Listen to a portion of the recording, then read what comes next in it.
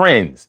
And let's not get into where you been and what was you doing and how come you late and why we not starting on time. Let's not get into all of that. Let's just be glad. And why we not starting on time. Let's not get into all of that. Let's just be glad. Like, why is there echo and how come you double talking and why wasn't you set up correctly? Why we got to get into all of that? The most important thing is that we're both here. We're both healthy. We're alive. Everything is good. Levels is good. Levels is good. Levels is good. My man Clay is here. What's going on, Clizzy? What's going on, my dude? T. Carey Wright, morning, noon, and night. It's always great to have my peoples going directly into your site. All right, so today on the Urban Therapy with Son show, I said the Urban Therapy with Son show. I said the Urban Therapy with Son show. I said the Urban Therapy with Son show. I said the Urban Therapy with Son show. I said the Urban Therapy with Son show. I got the Urban Therapy with Son show. I got the Urban Therapy with Son show. Yo, it's Sunday night. You know how we play. Actually, I said night when it's actually the day. See, I'm going to correct myself because I'm trying to get it right because maybe I will get my wealth. But for now, it's not about the money. I'm just trying to get here and do the knowledge and do the funny. At the same time, it's just like edutainment. And I didn't coin that old phrase, but it's just like the haze up in the sky. Yeah, forest fires from Canada is making the sky on some other shit. And now, I don't know if that's really the truth, but I know right now I got a lot of proof that we gonna make sure that the dime never gets dropped. Or should I say the dime never gets dropped? Yo, don't call the cops. I won't snitch on you. You don't have to snitch back. We ain't gotta do back. Relax. Yo, just sit back and have a little fun with the God. It won't be hard and everything is gonna be all right from the start. What's the topic of the day? Yo, I'ma just say that it's gonna be some kind of way.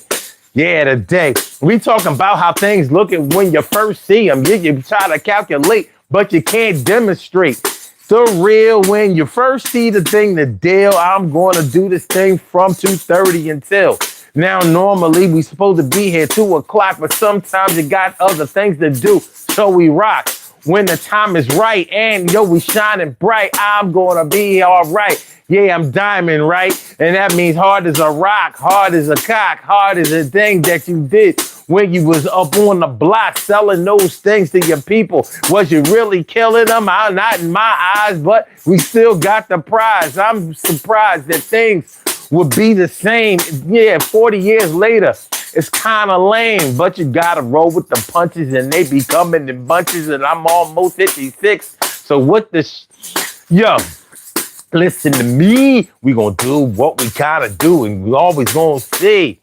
We got the strength of the God up in here and the knowledge of everything that you would ever see appear. It's like the Holy Trinity. It's all up in me. I don't have to say pause, but hold on, y'all. My name is Sun75 with the 2 on the end. So let's begin, my friend. What the deal? How do you feel? We gonna display a couple of skills and do our thing at will. It's like an at-will job. You just got fired. Oh, that shit is whack. And I ain't feeling inspired to even look for another one with the quickness. I'ma sit this summer out and just do it because the bummer route is something that I'm interested in right now. So it's about to go down. Yeah. I said, yeah. I said, yeah. So as we soldier on and go back and forth, we gonna have us a good time. And of course, there will be drinks and food, but you gotta come over because if you don't, I ain't got nothing for you. You gotta be part of the team. And then everything is gonna be gravy, yeah, I mean. And speaking of gravy, don't forget the mashed potatoes, because I be liking them shits, but not them Boston mashed potatoes, because that shit, it tastes like shit. All right, y'all, let's get it pop. Yo, Urban Therapy with Sun 752, and this is the Urban Therapy with Sun show. We do this every single Sunday from 2 p.m. till around 3:30-ish. And the reason that we say 3:30-ish is because sometimes it gets so heated that we just have to do a little OT on a Sunday. And it is Sunday. This is the show where adults come out and play with other adults. We laugh, we cry, we argue, fuss, and fight, go back and forth with each other, bust it up all crazy. We take an introspective look into our own personality to see the way that the universe projects us into this thing called the world and try to figure out this thing called life. I am your host, Son 752, aka Omar with the rrrr. And if you can't say Omar with the rrrr, well, then you just say Omar with the R. This is the Urban Therapy with Son show, and I'm feeling like a real man should. And I hope y'all feeling like real men and women should as well. So today, on this second day of August, Augusto, Segundo, Augusto, Segundo, that's Augusto, Segundo, that's Augusto, August, Segundo, second. We are talking about you couldn't tell at first. You know how we talking about you couldn't tell at first. You know how we talking about you couldn't tell at first. You know how when you first see something, sometimes you think it's bigger than it really is. Sometimes you think it's smaller than it really is. Sometimes you think it's prettier than it really is. Sometimes you think it's more complicated than it really is. Especially if you don't get a really long look or a really good look at something the first time that you see it. So when you have you ever described somebody to somebody? Like you met your boy. He met a new girl. He like, oh my God. I said, oh my God. I said, oh my God. I mean, like, oh my God. Yo, she is something like a princess with a big old fatty coming out her dress. And yo, she was really dressed to impress. You gotta meet her. You gotta see her. She is the livest thing that I saw. She's so in love. I'm so in love. Excuse me. Yo, she is way far and above the other chicks that I ever seen ever before. And you gotta meet her because she has so much more in store. And then when you see her the second time, it ain't nothing like that. It ain't like that. Like, I ain't saying that she's ugly now, but when you first saw her, maybe it was the adrenaline running through your veins, or there was something else going on that made her look a little bit more spectacular. Maybe you met her on a Friday or a Saturday night. If you met her on a Saturday night in a place where Saturday night goes down, then she probably looked like a superstar.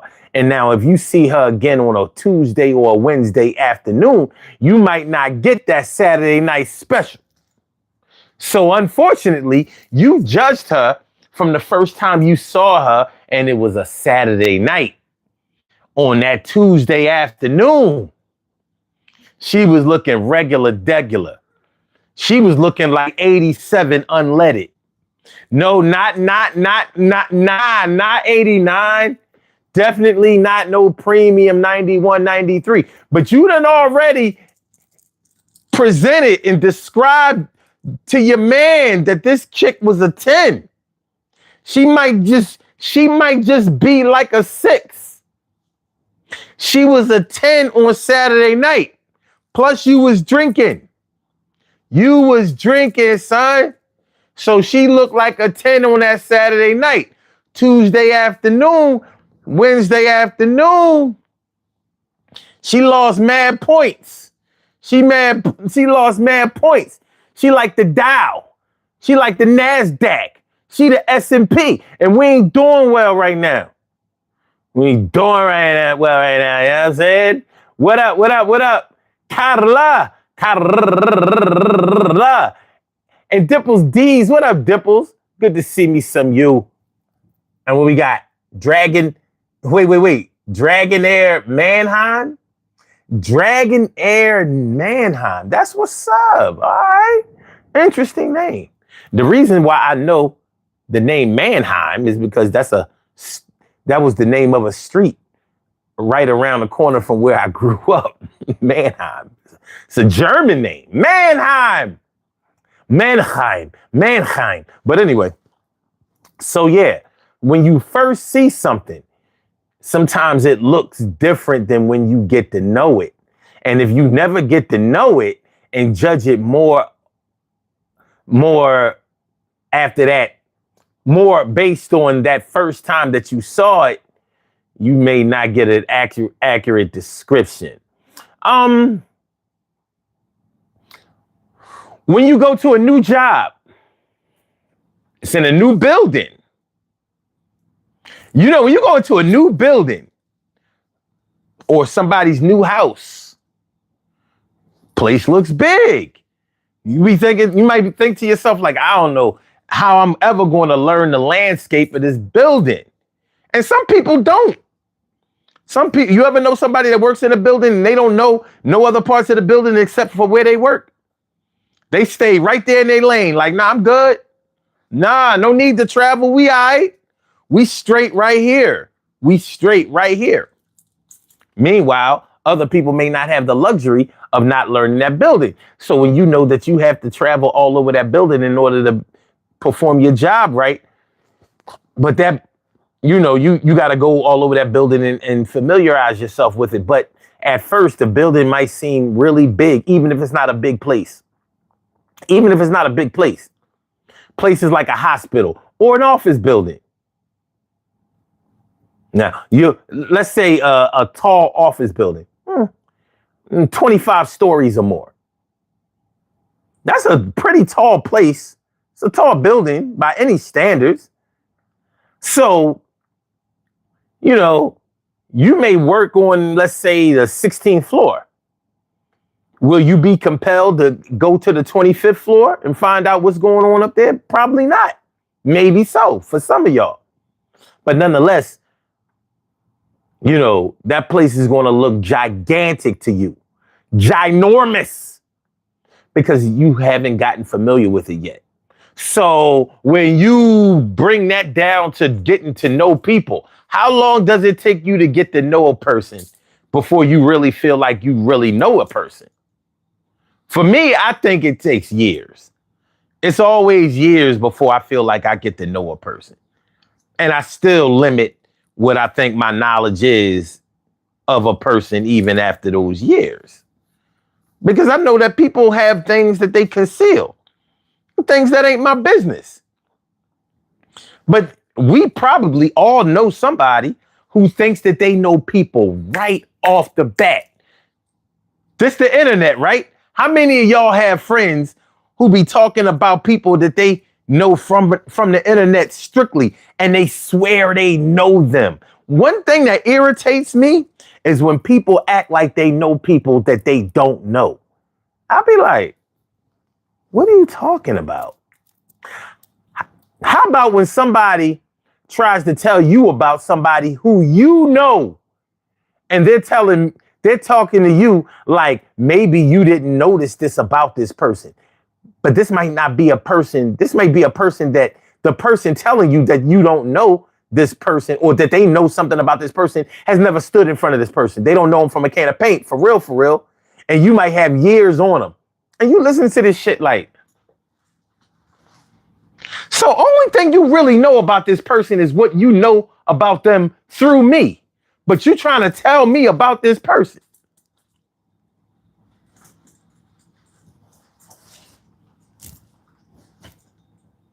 All right. I'm irritated. Like, why don't you just stick to the people you know? I mean, I'm not saying that you can't give no input, but to really act like you know somebody that you've never met. I mean, at the very least, pipe down a little bit. Cool your heels. Listen more. So, but there are people that I know that only know people from the internet, and they swear they know them like the back of their hand. I can't tell you how many people swear they know me. They swear they know me. I'm like, okay. Long as it don't hurt. Long as it don't hurt. You know what I'm saying? If you understand what I'm talking about, then you understand what I'm talking about. But yeah, hey, we gonna talk about you couldn't tell at first. So how you can first, when you see something for the first time or experience something or somebody for the first time,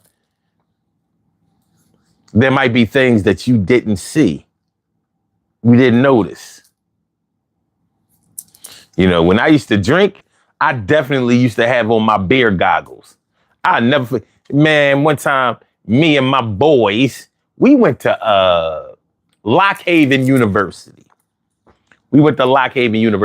And we went to Penn State. Lock Haven University was close to Penn State. Maybe. I don't even think it was an hour away. But if it was a minimum or maximum of an hour away. I don't think it was an hour, though. Nonetheless, we went to, what did we go there for? I'm trying to remember what we even went there for. Just road tripping for nothing? Just going to other colleges? We went there on the weekend. You know what I mean? We going there, we drinking, having a good time, kicking it with the chicks. You know what I'm saying? At the party, we kick it with the chicks. At party, kicking it with the chicks, get party. So, Shorty was giving me mad rhythm. Penn State. I'm like, oh yeah, he's John La. My man told me straight up and down, like, yo, that ain't the one. Choose the other one. I was like, nah, this John La. He was like, all right. He was like, all right. Next morning, woke up like, only thing that kept ringing in my head was, he told me to take the other one. He told me, like, no, you got on your liquor frames. They're lying to you. They're lying. He was right. But that was on first watch. I didn't know. I was impaired. I was impaired. Plus, I wasn't listening to reason.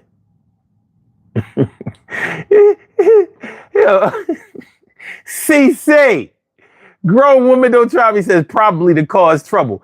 Now, something tells me that we went there with a DJ and he must have been doing a party there. Because what other reason did we have to go to Lock Haven?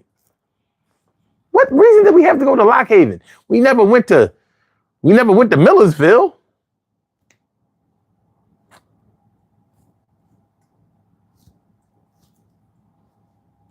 Never went to Shippensburg. Anyway, yeah. On first watch, I was like, yeah, she all right. On second and third, I was like,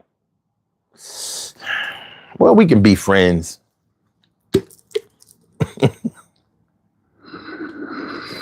She wanted to be my friend. We were friends. We were friends. Wasn't her fault. Wasn't her fault I had on the liquor frames. It wasn't her fault I had on liquor frames. And I gotta learn how to do better.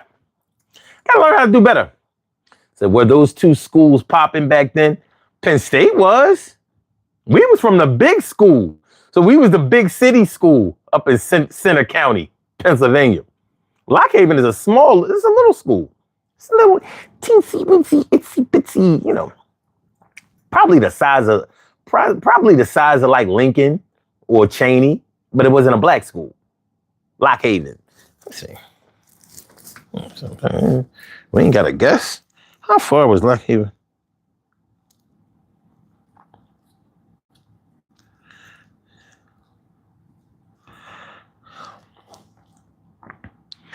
How far was Lock Haven University from Penn State University main campus? 41 minutes, 34 miles. Okay, yeah, I said no more than an hour. All right. Via I-99 and I-80 East. So it takes about 35 minutes to get there, 41 miles. 41 minutes to get there, 34, almost 35 miles. Okay. So yeah, and those are all highway miles. And ain't no traffic really popping like that up there.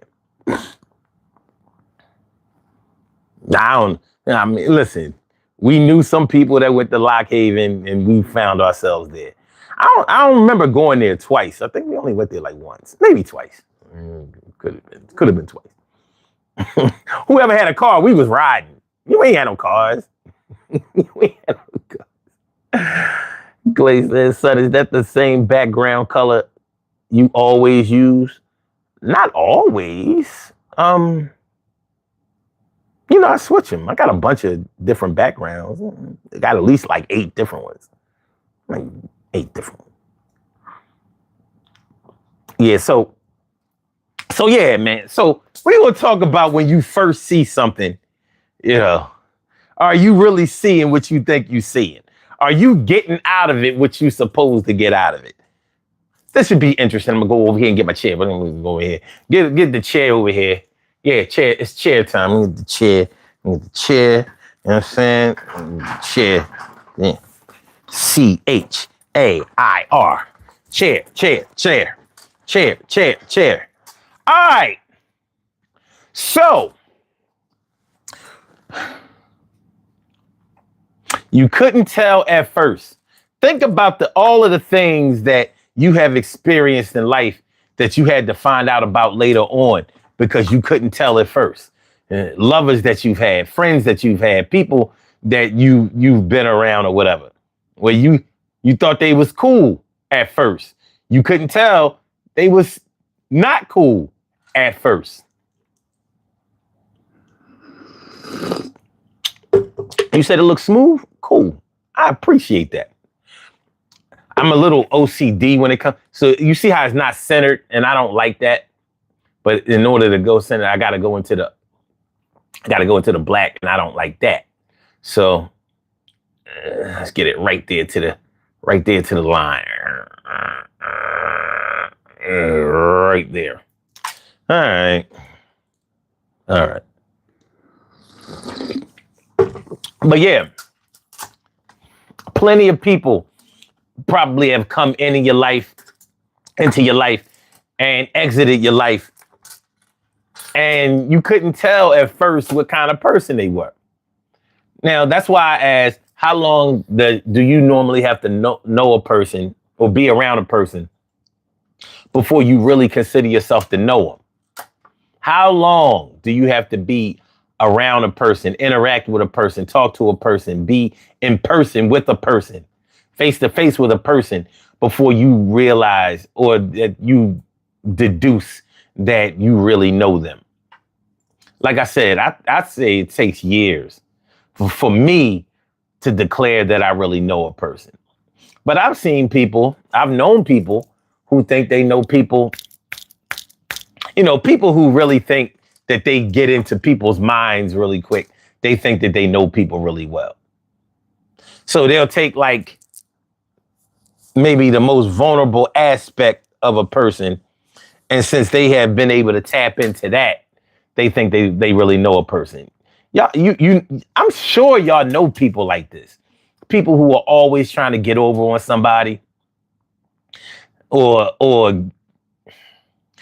talk shit about somebody. People who gossip really think that they know people fast.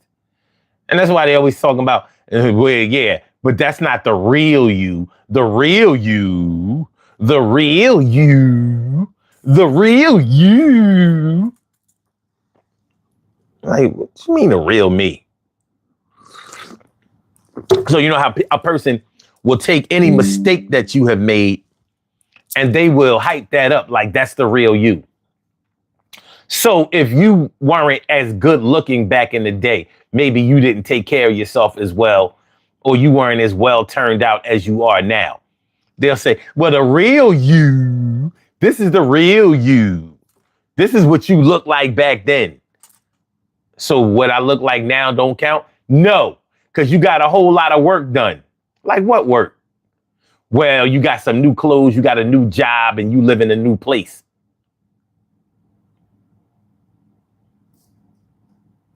That ain't getting no work done.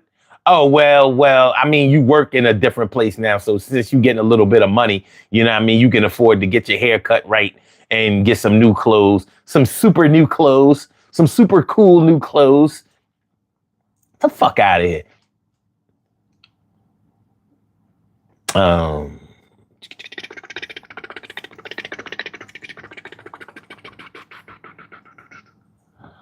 Shoot. Clay says, at certain points in life, I realized I didn't even know myself. We gonna get into that. That's why I fucks with you, because on some real shit, we gonna get into that. You jump too fast. But yeah. CC says, I do. Now I gotta figure out what you're saying. I do too. Let me get it. All right, Dimple says, I don't think years matter because people change all day. When you think you know them, they will always surprise you later. That's why I say it takes years, because at least it might take you years to figure out that they change a lot. But do people change a lot internally or externally? Because you can change the way you look every day. So what? The things that you do ain't going to change. People stick to what works for them. You ain't going to see people hopping around to things that don't give them pleasure or don't work for them in some kind of way. They will find whatever really works for them consistently, and they will draw a pattern out for that. So somebody, like people who lie, they don't lie one time.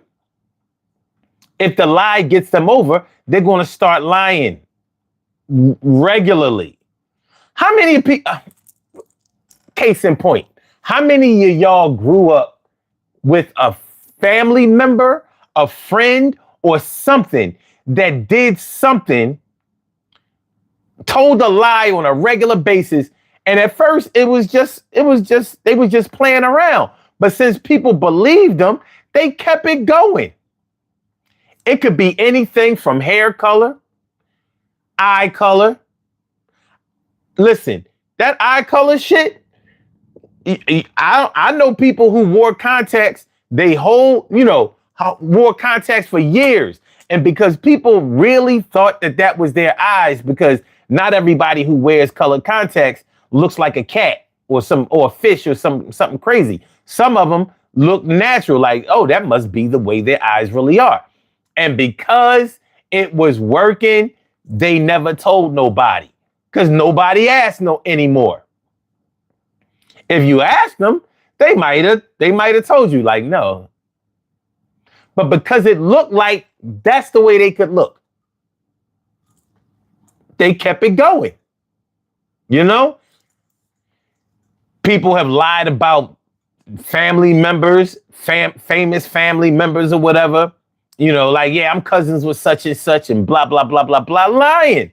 And at first they might have just been playing around because them and that celebrity had the same last name or some shit. But since people was believing it, they went along with it.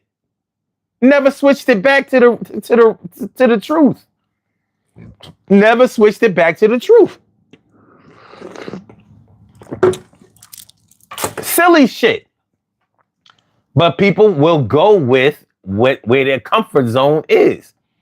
So I think it takes a long time for you to, depends on what you call a long time. I think it takes years for you to understand the way that a person acts.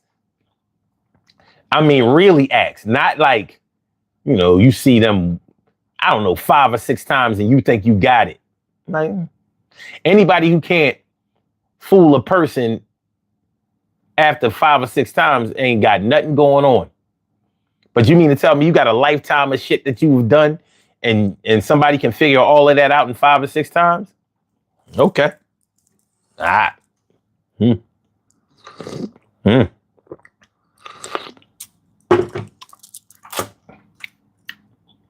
Um, yeah, Dimples, because you said they will always surprise you. So if they will always surprise you, then how can you think you know them? If you know somebody, they should never be able to surprise you. Now, that's surprising somebody and amazing somebody is something else. You know, as people say, you never cease to amaze me. Because they may have skills, aspirations, and energies that you didn't know about. So yeah. So you still have more to learn. Pound Remy? Are you talking about Remy with the hair? Oh yeah, faking like they hair. Yeah. Yeah, this is my real hair. Oh yeah? Jump in the pool. Speaking of the pool. Now this don't have nothing to do with what we talking about, but I got this on my mind. This is on my mind. I got to get it off my chest. People always talking about they don't want to swim in local pools. Oh no, I ain't swimming them. It'd be all kinds of nasty people in the local pool. Chlorine or no chlorine. And kids, I don't want to go to no pool where kids be at, because we know kids pee in the pool. Kids pee in the pool. Kids, they pee in the pool. Kids pee in the pool. Kids pee in the pool. And what? Kids pee in the pool. People don't get washed before they get in the pool. They dirty. They in the pool. Kids pee in the pool. Yo, they in the kids pee in the pool. Yo, your menstrual on, but you're in the pool. Yeah. They be in the pool. Why don't I hear nobody? I ain't gonna say nobody. If you feel like there's dirty people in the local pools, swimming pools in the city, but you'll be quick to go to a beach and get in the ocean where all of the ocean, where all of the aquatic animals shit and piss all day. And, you know, at least the local pool gets cleaned out. How you gonna clean out the ocean? It got a dirt floor. Terrell says you don't want shit chasing you in the pool. Well, you could walk up on getting some shark shit. I tell you a traumatic experience. Here you are on the beach. Let's say it's a fine beach, because everybody thinks that the clean beaches mean clean water for some reason. You ever get ocean water in your mouth? That shit nasty as fuck. I was in the Bahamas. That Bahamas water so pretty. It's blue while you in it. Get that shit in your mouth though. That shit worse than liquor. Way worse. Way worse. But yeah, traumatic experience. You at your favorite beach and you wind up with a jellyfish on your face. I bet you that jellyfish is unclean. You traumatized? You traumatized? All right. You traumatized? All right. Carp Diem, my brother, what's going on?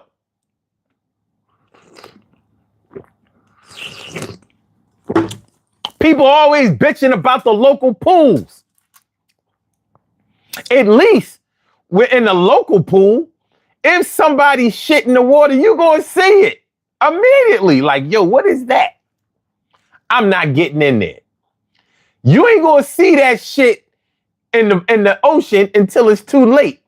And have any of you ever swam in a lake or a river?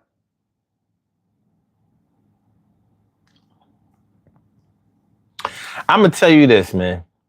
I swam in a river one time, a lake, whatever. My mom took us to this lake where some friends of the family was having a barbecue. They was having a cookout at the lake. I had never been in a lake before. Yo, you get in the lake, the bottom is mud. It's not, you know, the sand doing in the ocean don't feel like you going down in it like quicksand. Sand sort of builds up. The pool is hard. In a lake, your toes are in, you feel it like real. It's like it's cold. The water is cool. It's not warm. It's not freezing cold, but it's not warm. So your feet feel like it's digging inside of like pudding. Dirty pudding though. It could freak you out. And guess what? If an alligator or a fish or a shark, wait, no shark in fresh waters. Okay. A trout. I don't know. Whatever. A turtle. I don't know. Shits in that water. You in that water that they shit and piss in all day.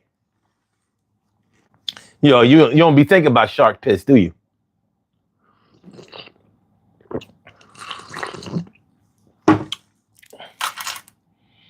Terrell says, definitely not getting in a pond of stagnant water. I understand, sir. I understand. But I'm just saying, the local pool and at least that shit got chlorine in it.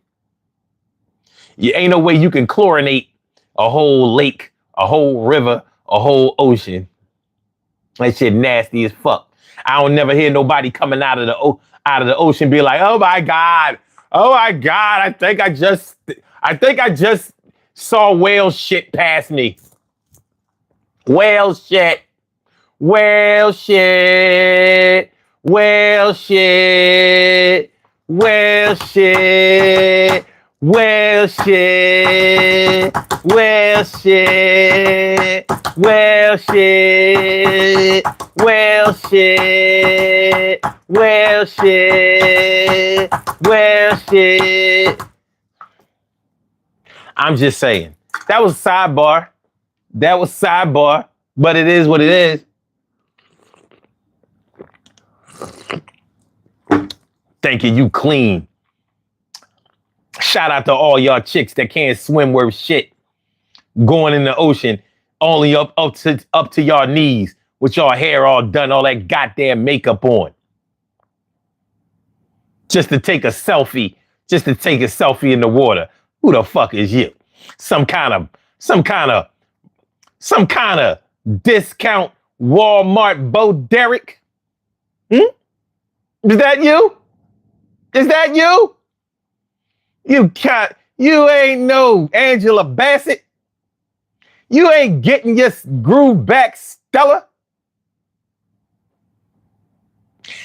Take that fake hair off your head and get in that ocean. Swim, learn to swim. You be more confident when you go on them cruises. I don't know, but listen, I've been on one cruise in my life, and that was on Royal Caribbean. And the pool on Royal Caribbean got salt water in it. I was pissed. I was like, who thought this was a good idea? Who thought this was a good idea? Got fucking salt water. It's ocean water in the damn swimming pool on the boat. Is it like that on Carnival? Because that's all I could think of when I was on Royal Caribbean. I was like, I bet you on Carnival, they be having more fun. There's way more black people on Carnival. It's an American cruise line. So, they be having like Pepsi and Coke. You know what I'm saying? They got like American food. I can get some fried chicken. Not that the food on Royal Caribbean was bad, but it's English food. It's British. They don't have no good food in England. They don't. They be trying. They can't even make a steak right. They be like, oh, Angus steak. It sound good. Fuck y'all do. Yeah.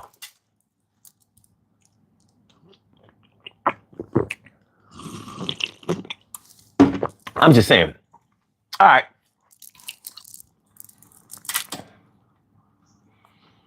Carrie says, I'll row across, but I'm not swimming in it.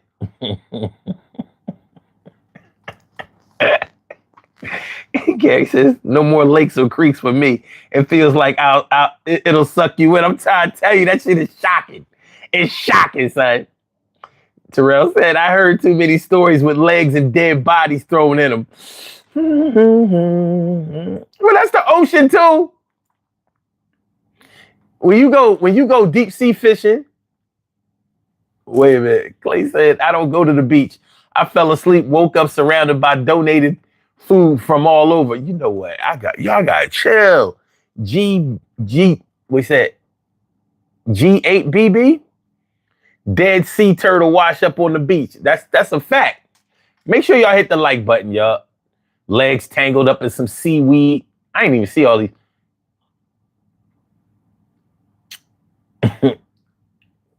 That's what's up, Carb Diem, living life, enjoying summer sunshine. Word up. You think a sea monster has your legs? For the seaweed? Oh, man. Oh, this is good shit. This is good. This is really good. Carb Diem says, as environmental regulations are being reduced, I no longer swim in lakes, rivers, or kayak. Yes, swim never. I tell you some nasty ass water. When you get on the log flume at Great Adventure, that shit's disgusting. Six Flags for those of y'all, you know what I mean? We don't say Six Flags. Great Adventure. We say two words. It's Great Adventure or it's Great Adventures. Either way you go, you'll have more fun if you go to Great Adventures. But Great Adventure is cool too. But yeah, that nasty ass water that be on the log flume, you got your nice, was I the only one who mom bought them new sneakers to go, or a new outfit to go to the amusement park? Like, you couldn't go to the amusement park with your old cool clothes. You had to, we get you a new outfit, some new sneakers. You know what I mean? You go to the amusement park and show out. And all that gear, get that nasty ass log flume water on it. Splash! Oh, I don't like the log flume. I don't like that shit. I don't like that shit. You know what I mean? When I go to a dry event, I want to be dry. The whole time. The whole time. Man. Hold on. Y'all got some good shit here.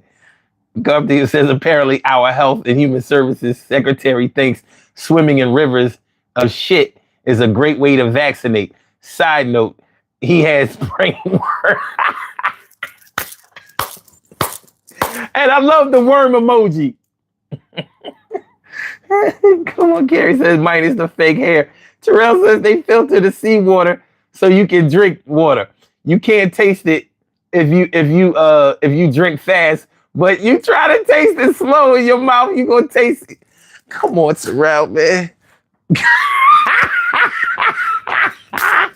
Yo, listen, that Caribbean water is beautiful, but yo, don't drink that shit. And people from the islands, well, they got fresh water like streams and rivers on islands, right? Because I'm thinking like, well, how do they get fresh water? Because you can't purify seawater. For real.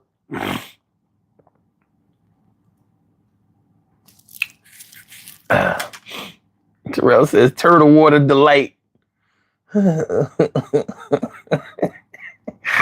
says, public pools is like public toilets. Y'all gotta chill, man. Y'all gotta chill. Carrie says, all those people would have known it was your outfit from last summer. Okay. Tom says the nastiest. What up, Tom? The nastiest water was back in the 80s. Those Halloween parties where you had to bob for apples and that big tub of a silver pan that looked like it was from the island of Jamaica. Oh man, the wash tub. I haven't seen that big aluminum wash tub in years. What happened to the wash tub? And yeah, we was bobbing for apples. You stretch your big ass mouth as a little kid, big enough to get an apple. A healthy treat on Halloween. We was bobbing for a healthy treat on Halloween, where they were nothing but unhealthy treats to eat.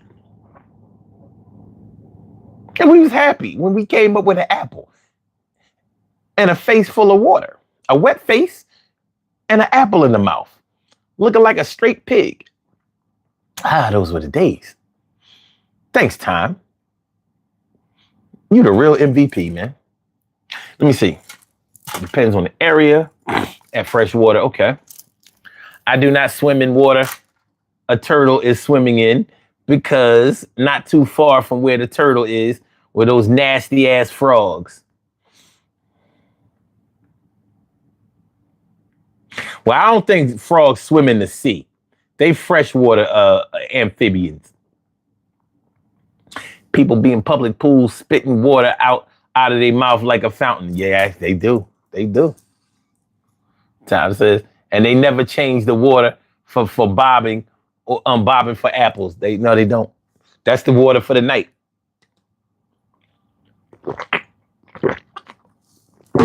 That's the water for the.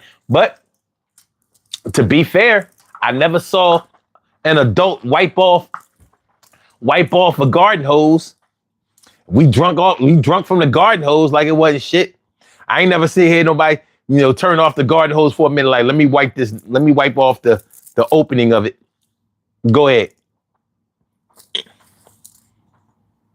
Yeah, our happy asses was drinking from that garden hose. Like we never tasted water before.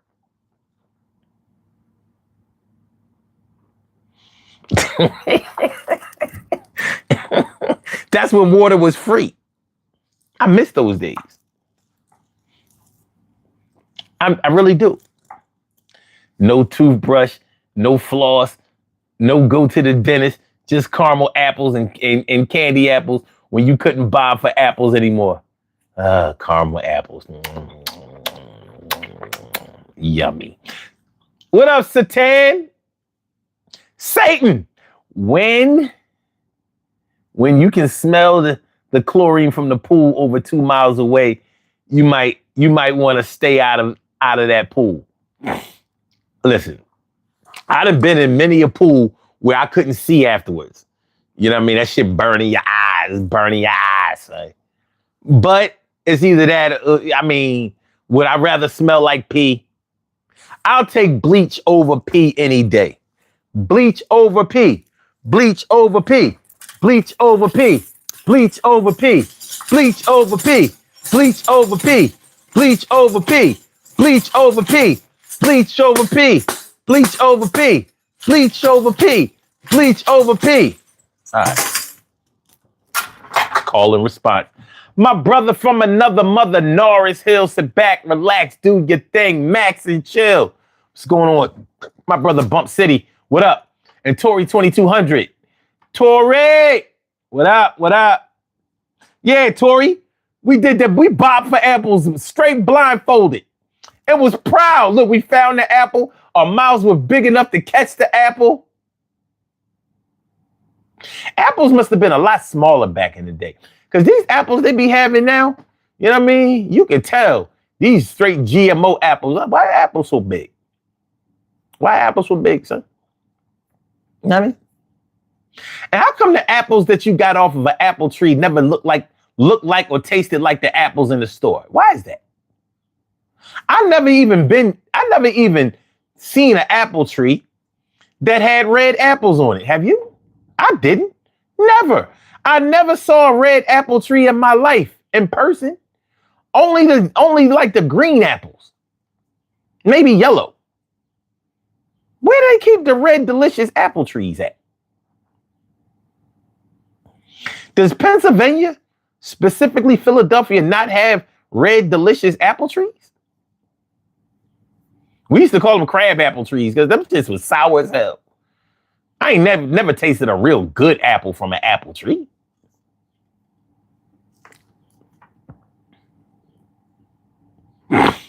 Carrie said garden hose water was delicious.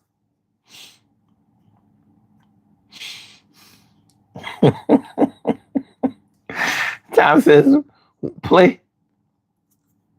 We drunk off the garden hose. Oh, you mean Clay? Clay, we drunk off the garden hose like it was water, like it was a water fountain. That garden hose, and nobody cleaned off, including me. Play till Pops put a cap on it.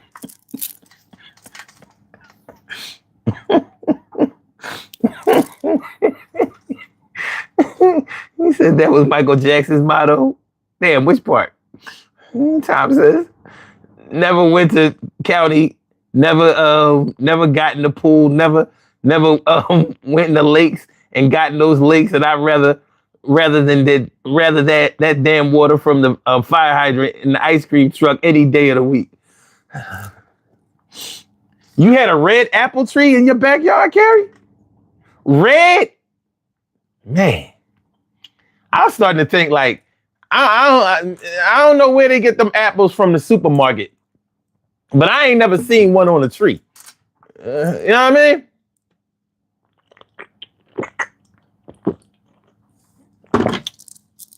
This was back in the day when I thought that as long as you planted the seeds from any fruit that you was eating, it would grow a tree. I mean, it wasn't out of the realm of possibility, was it? Cardium says, remember when there were fruit flies in the produce section? What happened? Wait a minute. What happened? Makes you think. You know what happened? Pesticides, baby. Pesticides. Pesticides. Shelf life of some fruits are like 3 months.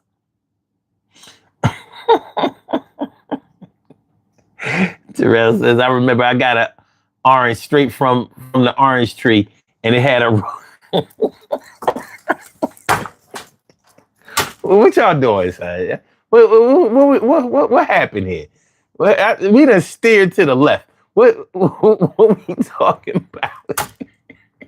He said it had a roach in it. Oh man. Right now it says, I never saw shiny apples still on the tree. Ever. Them shits used to be dented. They had all kinds of weird brown marks on them. Like I said, I never saw a red apple tree. Ever.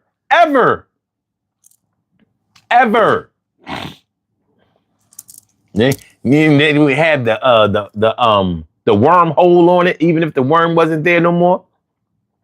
I remember just biting that part out. All right, I eat the rest of the apple.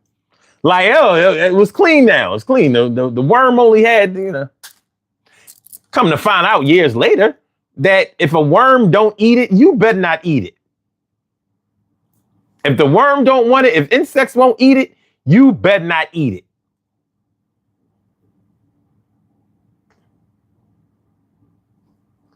By the way, insects do not eat margarine. They eat butter, but not margarine. Margarine on some other shit. They don't eat that McDonald's cheese either, or American cheese at all. Stay away from American cheese, my people. Stay away from American cheese.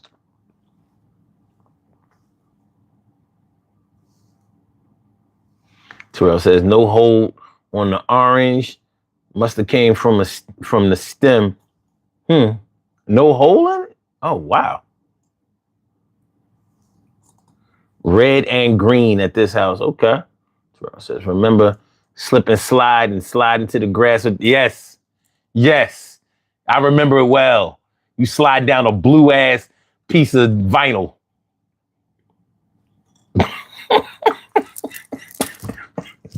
A blue ass piece of vinyl with a water hose making it into a hell of a hood slide.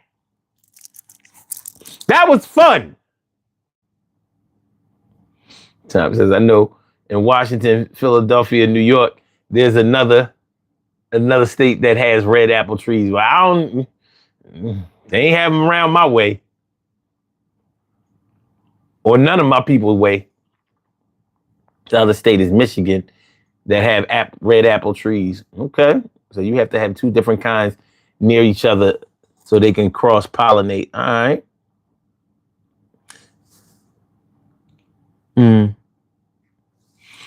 Yeah, y'all funny as hell, boy. Cartiers, for real, a roach and an orange.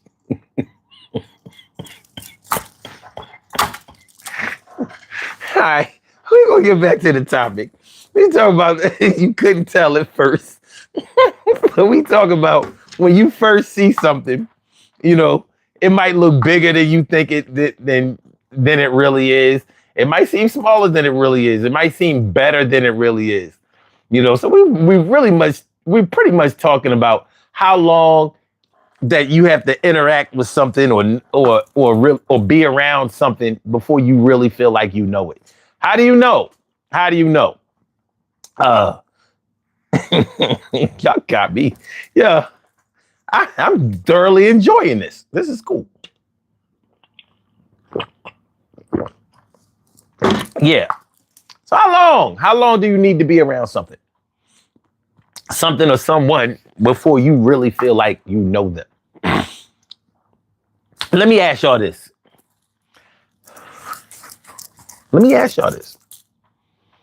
If you can think about it, or if you really know, what person comes to mind when you think about the hardest person that you ever had the person that gave you the hardest time getting to know them, really know them? For some people, it could have been your spouse. You know, it probably wasn't a family member. You know, we have the advantage of growing up with them, so we know little things about them that other people wouldn't know. But who has given you the hardest time getting to know them in your life? And why was it hard to know them? Why was it hard to get to know them? Now, I'll start off with myself. You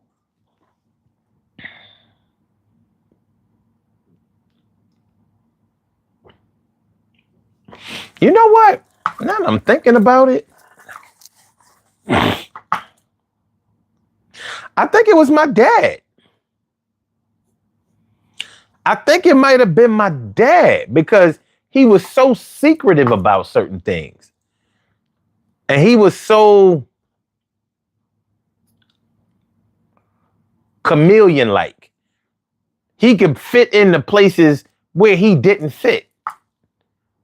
Whether he choose to be there for a long time or a short time, but the father that I knew as a young man, as a boy, was not the father I knew as an adult. He didn't change. Or maybe he did. But I know I changed. And really getting to know him, and I do feel like I really, really got to know him.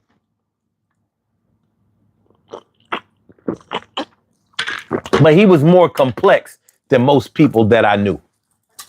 He was more complex than most people that I knew. So for now, I would say that my dad was the hardest person that I ever got to know. You know, and I'm not sure if it was by design or if it just was a happenstance.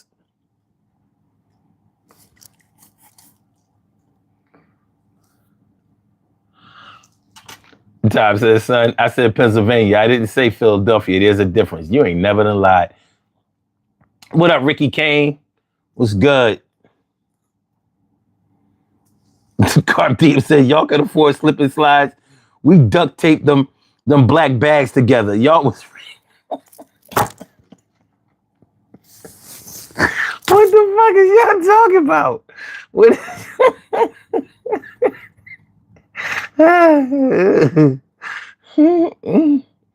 Oh, that's what she said, and bigger than it really is. And that's okay. You know what? Mm-hmm. Terrell says, I had a friend's father. Wait a minute. Oh, when I was little, he was always angry. He even asked me why I smiled so much. I was able to understand him more as I got older, but he was still grumpy. Okay. Okay. All right. Satan said we would use vegetable oil on our slip and slides. As a kid, you have a harder time. I mean, you have a better understanding of most adults once you get older. I think so. Tom says, son, it's funny. You say your pops. For me, it was my mom Dukes for sure. I can understand that. I can understand that. Because, and you know what? Even though it took me a while to really get to know my mom the way I needed to know her, but it wasn't because she was secretive. It was because I think that in a child's mind, particularly a boy's mind, we're only taught to look at our moms in a certain type of way. Like it's hard for a young man who loves his mother to look at his mother as anything except for gracious, beautiful, smart, nurturing, loyal. That's normally what we get. Now in a more toxic environment, you get a whole lot of mixed signals, contrary to those things that I just said. But I can understand how a young black man would struggle to really get to know his mom in a positive situation. Tori says, I'm a communicator. I would say some of my elders, but I would still ask a bunch of questions. After a while, they opened up and was glad to share. That's what's up. Dimple says, my relationship was the hardest to know. Some people consistency in behavior shows more of their patterns, and looking back after a year together reveals vague boundaries. Okay. Well, I mean, you said after a year. Well, I don't know. I don't know. I think after a year you will. I don't know. A year, but okay. Carrie says my boyfriend was the hardest person that I got to know. Okay. And Terrell says you never know the demon people fighting with. That's an actual fact. But I don't even know if you have to know a person's demons in order to get to know them, because you can get to know them for your own purposes, and you can get to know them for themselves. Now, if it's hard for you to separate those two, I should say, then yeah, it can be difficult. But it's funny how we concentrate on people's struggles as a way to get to know them. And I wonder why we look at it that way. Like when we know what a person is going through or made it through, we feel like we know them more. Why? Why don't we feel like we know a person when we witness more of their victories, their triumphs, their happiness, where they're comfortable? Why is that? And maybe some people do. Maybe some people do look at it that way. All right. Tom says, we were so innovative back then. As children, you could not be that innovative to take trash bags that your mother and pops paid money for and using trash bags and aluminum foil for things. Hell yeah. We had to make tools. For real. Terrell says that's why it's good to have a head start knowing their value and rules we all have. Facts. Terrell says, as an adult, it's hard giving the kids all the hardships at a young age at once in general. Some do, but the majority learn by little by little. Okay, Dimples, you say years. Okay. Oh, you meant years. Okay. All right, cool. Oh, yo, check out Missy. What up? All right, Missy, I see you answering the poll question. We ain't on that yet, but I see where you're going with it. You said good looks mean the least to me only because you don't have to work for them. Some people do have to work for them. Yeah, if you only consider their face to be good looks, but if you consider their body to be good looks, yeah, you might have to work for that. And I definitely consider a body when I talk about good looks. Terrell says, I've seen many cousins who was always laughing at kids, and now they're serious. Oh, as kids they used to laugh all the time, and now, yeah, they might have, yeah, life might have hardened them up a little bit. Up plane, what's good? What's good? Life experiences change people. They do. Sometimes for the better though. It's not always negative. Carrie says we look at it that way because challenges define you or break you down, and they can on people's shed light on people's intentions or thought process. You wrote shed light twice. That's the kind of shit I used to do when I used to type my write my papers or type them up without proofreading them. And I would actually submit that shit.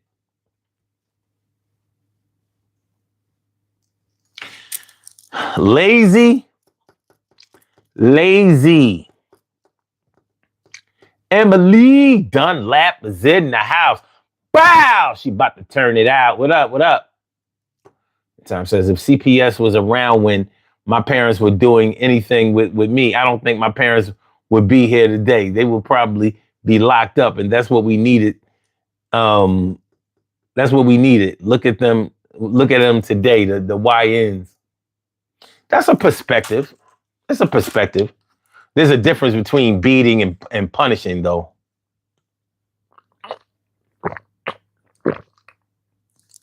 Some parents go too far. Some parents go too far, and they're not punishing because you ain't do shit. They just whooping ass. Something that deconstructed in their brain pattern. All right. So the reason that I asked y'all who was the hardest person that you ever got to know is because when you first saw that person, your first looks at that person, you may have thought that you really knew or you thought that you were going to have an easier time getting to know that person. Sometimes people look like or remind us of people that we already knew. So we think that they're going to act that way too. And sometimes we're right. Sometimes we're right. But a lot of times we're wrong. It's just, I'm going to give y'all an easy one. How many of y'all have ever made a mistake of getting rid of an animal, or let's say you had a pet who died?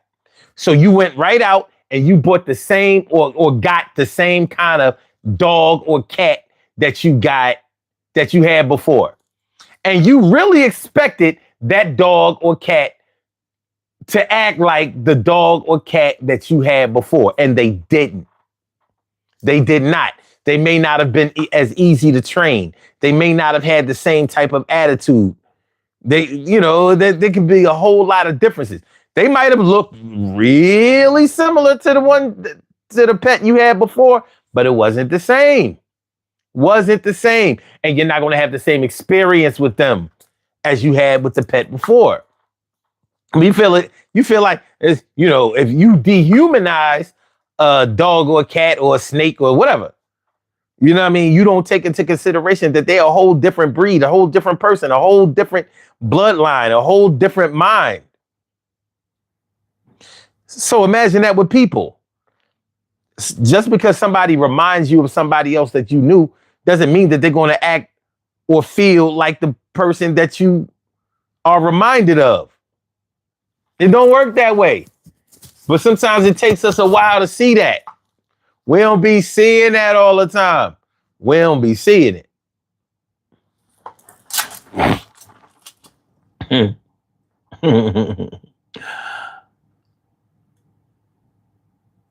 me see. It says we come We come from a balanced era from good and evil to nourish people. Okay. Time since my pops took that car away, that's all I love to do is drive. And I had a nice job on Route 9, Framingham, Norwood, Wayland, and that's where the money is. Emily says, same here about CPS and parenting. You're right, Omar, but we never got beat, but we was young. So that's how I felt at the time. Well, some people I know got beat. That's the thing. Some people I know got beat. Their parents was just abusive. That's what they was. And they was mean. Yeah, come on, man. You know, out of your friends and your cousins and all of that, you know who had the mean moms? Mean ass mom, like just mad all the time. Like, I ain't going over their crib. You come over my crib. We go over your crib. Well, we gotta get yelled at all the time. Your mom fuck around, beat my ass. I ain't go over. Man, who goes over their best friend's house to get an ass whooping?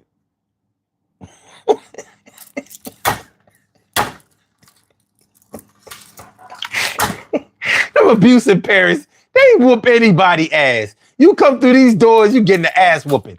But why? Why are we getting the ass whooping? Because just like it's bath time and it's bedtime, it's ass whooping time. I'm not coming over here no more.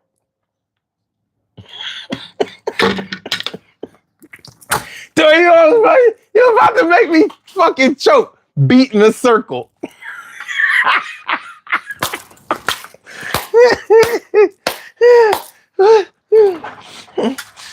What can you do? Punchinella, Punchinella. What can you do? Punchinella in the shoe. I choose you, Punchinella. Who do you choose? Punchinella.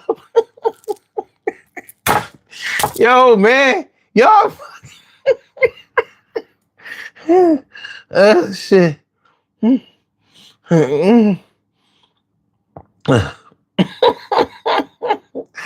Tom says too easy. Had a pet pop. Wait a minute. You had a pet pop said he is not feeding no cat, no dog, no gerbils, no fish. He already got Okay. All right. Never had a pet. Damn. All right. Belly slithering demons. Carp Diem says, as a father of two boys, both are grown now, I can say with certainty, each one require completely different parenting skills. Every person is different and every experience is interpreted differently. Thank you. Thank you. Because that pretty much sums it up. Dory said, man, for no, I mean, come on. We all had a friend of our, a friend's mom that, you know, I'm like, you ain't want, I mean, you hesitated to call there. You get cussed out just for calling. Ring. Ring. Hello? Who this? Hey, can I speak to Terrell? No, hey, no. Terrell, first of all, why is you calling here? To speak to Terrell. Can I talk to Terrell? Terrell can't come to the phone, and he can't come to the phone later on. So you could talk to Terrell when you see Terrell, maybe in school on Monday. That type shit. That type shit. Scared to call. You scared to go knock on the door. Ah, man. All right. Listen, y'all. Let's see if Terrell can come out. But I ain't knocking on Terrell's door by myself. Like the three of us, we'll go knock on Terrell's door and see if he can come out. All right. I mean, you don't want to go knock. You ain't trying to get cussed out by a grown-ass lady by yourself. And I'm sorry, man. And it was usually the moms that was mean as shit. People pops wasn't mean. Some moms, they was going through it. Man, mean ass, abusive ass moms. Terrell says switches and extension cords, switches, paddles, or whatever's around. Belts. Tom says Big Mama will whoop you and not have a problem with it. And Mom Dukes and Pops used to be like, well, you must have did something wrong. Today's world, don't hit my son and don't hit my child. Okay. Look, I ain't going over nobody's crib to get an ass whooping. I'm sorry. Ain't nobody get an ass whooping when they came over my crib. Listen, my crib was an ass whooping free zone. So I don't want to go in an ass whooping zone.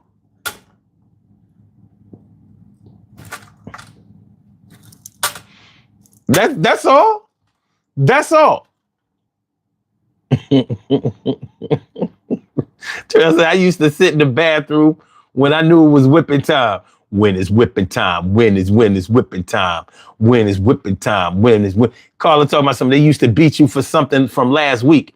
You remember they owe you one. How can you owe somebody an ass whooping? How can you owe an ass whooping? Terrell says, yeah, we come from an era you had to talk to parents if they answer the phone. Yes, you did. Hang up that phone. Like, we ain't even had call out. It wasn't no call ID. It wasn't no star 69 yet. You call that phone and hang up just because it was a parent's a grown-up's voice.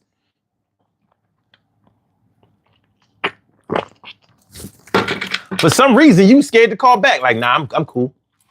I ain't calling back today. And can't forget when you used to have the phone call code. Like if somebody had a mean ass mom, or they was on punishment, or what some people call restriction. Like, all right,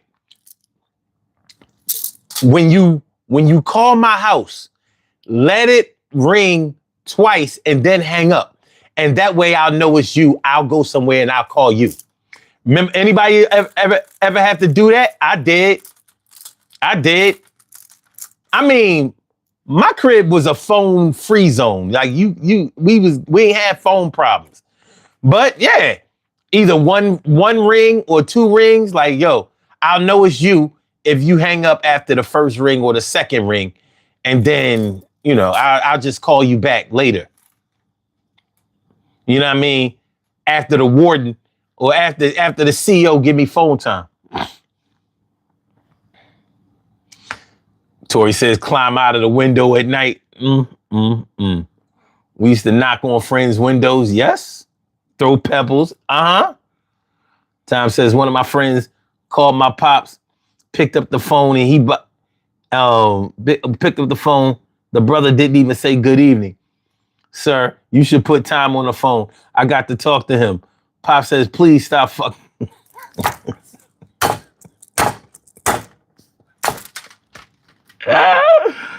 Oh, man. That easy. Wait. Terrell says, yeah, my parents didn't whip my friends. I'm just saying.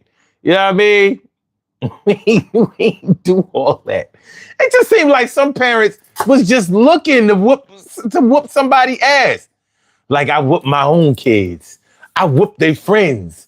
I whoop my nieces and my nephews. Anybody come over here getting whooped. We whoop them. Whip it good. Fuck out of here. Going over your fucking crib.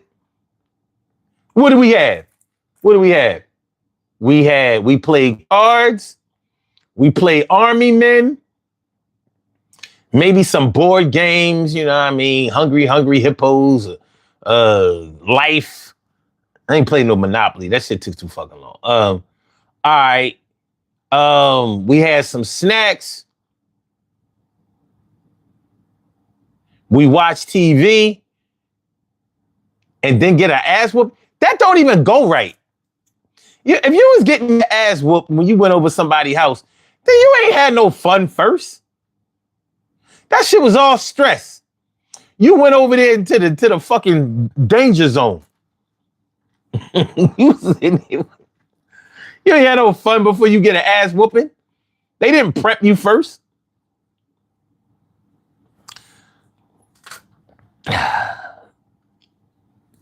Let me say it. Is it easy? You just don't have time because the parents is so much in a good mood. So he waits till so he gets into a bad mood to whoop that ass. You couldn't just let that mood subside? No?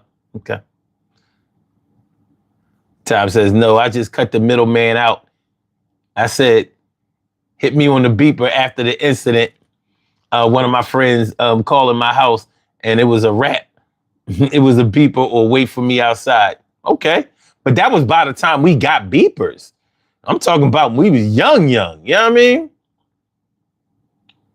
When only doctors had beepers and shit.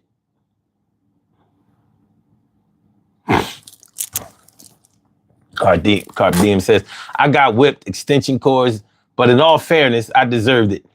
I was the type of kid that admitted what I did and knew that what I was doing could possibly result in an ass whooping. Hard-headed.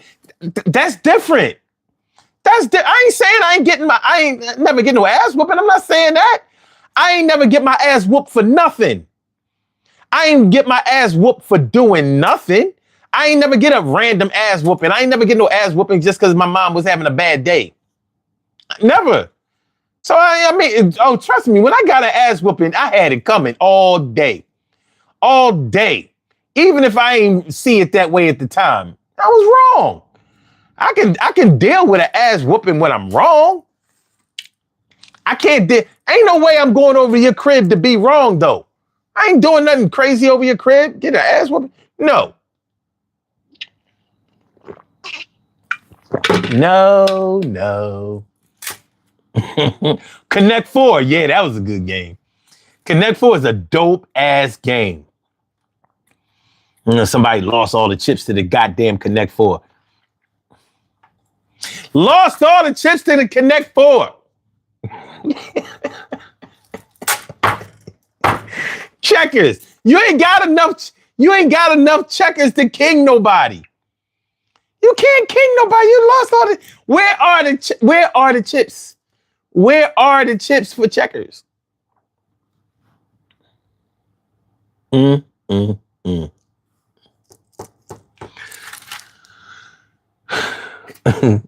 Tom says, now down south, I have an uncle down south. He would whoop you if you got in trouble, and the boys that you were with. And my pop said, you cannot do that. You're gonna go to prison. Now that I don't know. That might have been okay. I declare war. That was the card game growing up. Yeah, it took all day. It took all day to win that joint. And he says, I got 2 whoopings for something I didn't do. Mama first, then dad when he got home from work. That's how I thought that's how it was in the South.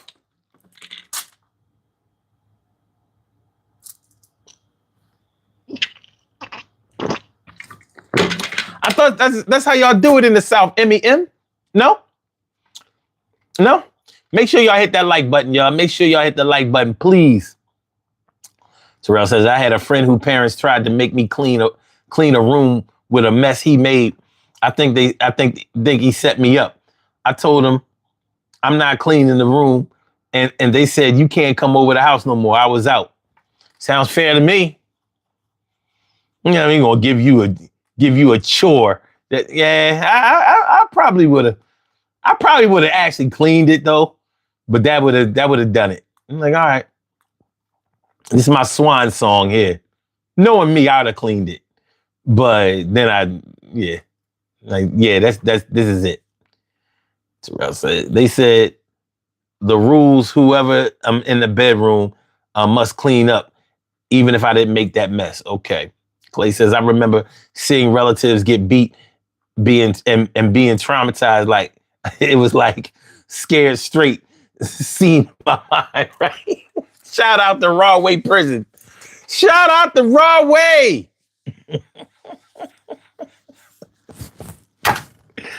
Oh my God. Y'all today, boy. Tom said there was a time I should have got my butt whooped, but my pops and let me slide, but he really didn't let me slide. You know what he did? he waited till I needed that car. And that's when he said, no, hey. Yeah, but that car was your thing, so I get it. Chewbacca from Morocco. Oh. Never mind. Terrell said, putting your hand back to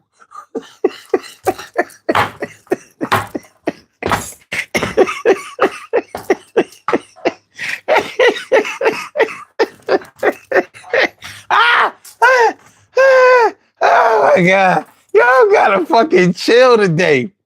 Putting your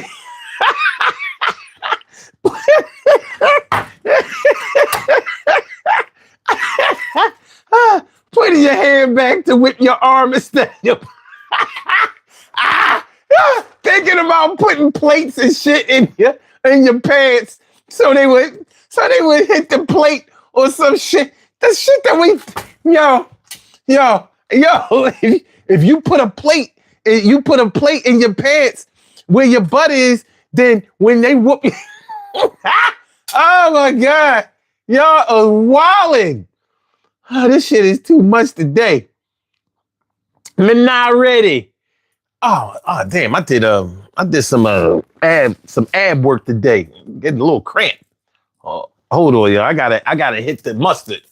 If y'all don't know, whenever you get a cramp, a Charlie horse or something like that, you gotta go get some mustard. As a matter of fact, I'm gonna show y'all how it gets done. And I don't think my ab muscles would be flexing like this if it wasn't for y'all. Y'all got me fucking crying over here. Hold on. You take the mustard and you gotta.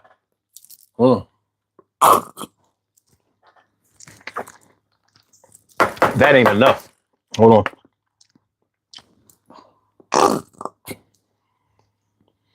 on. God damn it.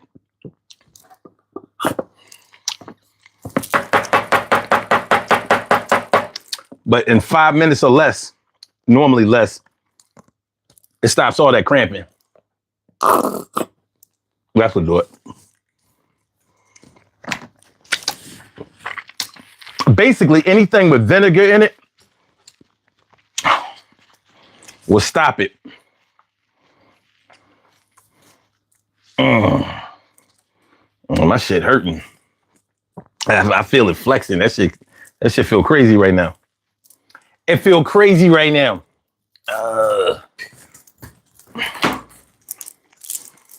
It feel crazy right now.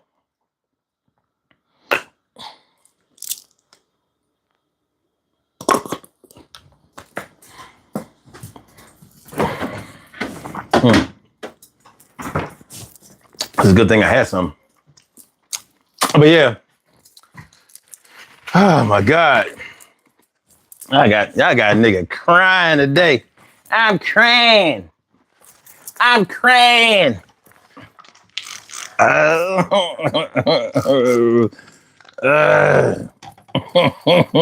What they say, it only hurts when I laugh.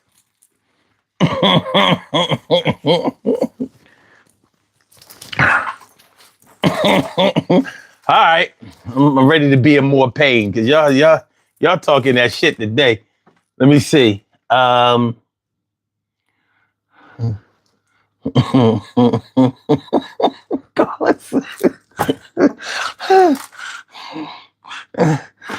said they can't even try to beat anyone else's kids now. Oh no. Terrell said after an ass whooping, I used to go to the bathroom. Oh my gosh. Yo, when will it stop? Wait a minute. All right. All right. Hold on. After ass whooping, I used to go to the bathroom and look at the welt and be like,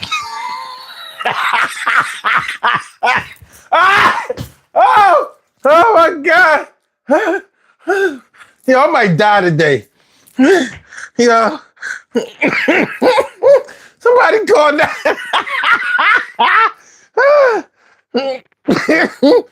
How the fuck did we get on? Yo, I never laugh about no ass whoopings ever. And, years of doing comedy, I never thought none of those ass whooping jokes was funny. None of that shit. Today, maybe it's because it's so real. Like, yo, what the fuck is y'all talking about? Because I know y'all talking about real shit. There's no exaggeration. This shit is... Okay, I'm going to do this again. After ass whooping, I used to go to the bathroom and look. Okay. I used to look in the mirror and look in the...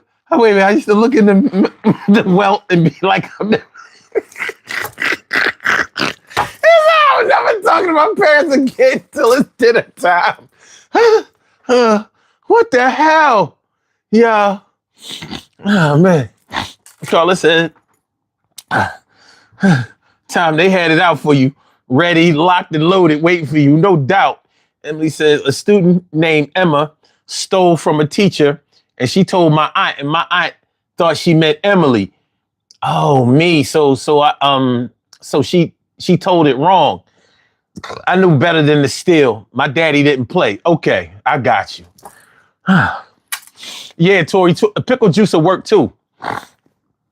But I don't always have pickle juice around. I always have some mustard. The fuck? All right. Bubba City said, Terrell, the wells look worse on light, bright, damn near white types. Yeah. And plenty of light skins got their ass whooped too. Like them non-discriminatory parents, they was on some other shit. All right. Mustard without a hot dog and son. Yep, exactly. Oh my gosh. He said, Chewbacca. YouTube would never let me type that. Okay. All right. Okay. Carla says, Nars, we light-skinned people had it bad. Couldn't be acting cute all welted up. Carrie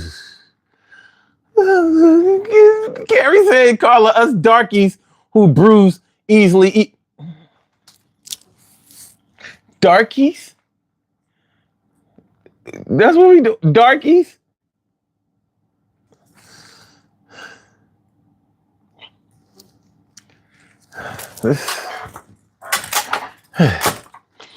Yeah. Y'all, yeah. What was we supposed to be talking about today? Because we done veered left. You know what I mean? We done went way. You. I ain't mad at it. Anyway, we was talking about when you first see something and how it looks so much different than when you get to know it or experience it or, see it time and time again. Like, the first time I worked in a hospital, I was thinking to myself, like, damn, even though it was a small hospital, it seemed big because, it was shaped funny.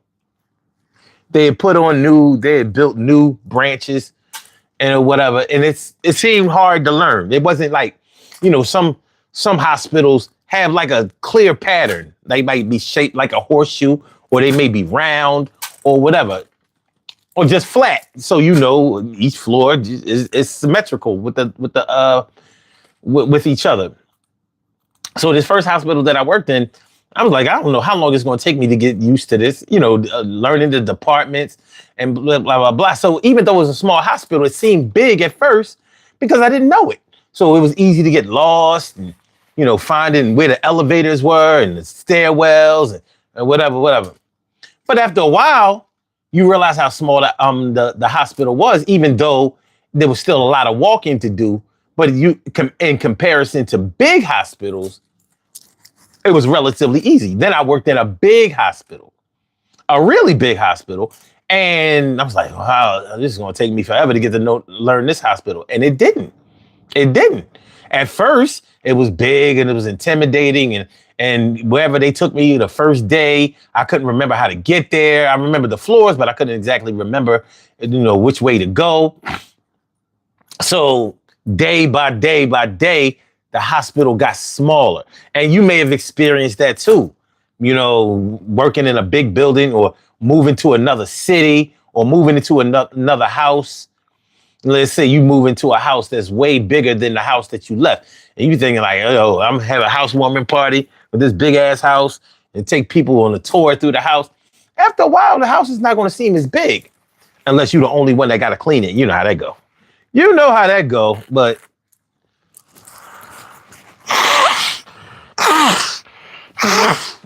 there may be things that you didn't notice about the building or the house or whatever when you first saw it.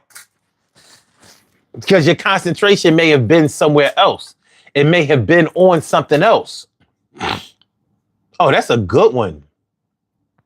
That's a good one, Carrie. High school and college was intimidating. Exactly. Yeah, college campus, even if you go to a small college, at first it's going to be intimidating because you got to meet all these new people and they from different places, different cities, different states sometimes or whatever. And you thinking that the coursework is going to be so much harder because they told you that, it's a whole different ball game in college or a whole different ball game in high school versus middle school, junior high, whatever. Caller said, like Dr. Phil said, this topic went straight in the ditch. It did. Oh, we got a caller. Yes. Let's see what it is. Word. Caller with the last numbers 2754. Welcome to the Urban Therapy with Sun Show. What's on your mind this afternoon? What's good? What's up, champ? I'm watching you live right now. That's what's up. So what's on? Yes, sir. What's on your? But I was the guy who asked you about the how us Afro Americans. You remember? Wait. Yeah. Hold on. You on the live. Hold on. Your phone is breaking up. Like you sounding real pixelated right now. You gotta get your signal together. Let me give me a second. Okay. Let's step up.